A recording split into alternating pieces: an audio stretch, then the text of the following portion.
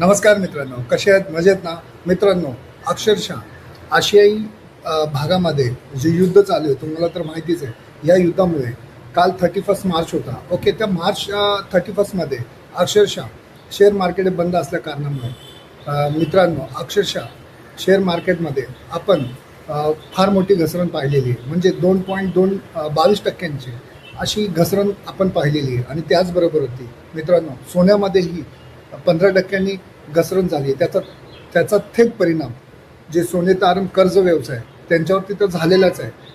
आणि त्यामध्ये या युद्धामुळे खनिज तेलाच्या किमतीमध्ये फार मोठ्या प्रमाणात वाढ झालेली आहे. आणि त्याचबरोबर ती मित्रांनो पहिल्यांदाच असं घडलेलं आहे की डॉलर हा 54.72 आहे आणि रुपये हा 95 पार झालेला आहे. तर मित्रांनो असे अपडेट आपण नेहमी पाहतच जाऊ.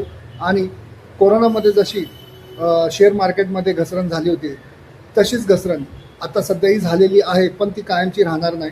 तोपर्यंत शेअर मार्केटमध्ये जे गुंतवणूकदार आहेत त्यांनी पेशन्स ठेवणं फार महत्त्वाचं आहे.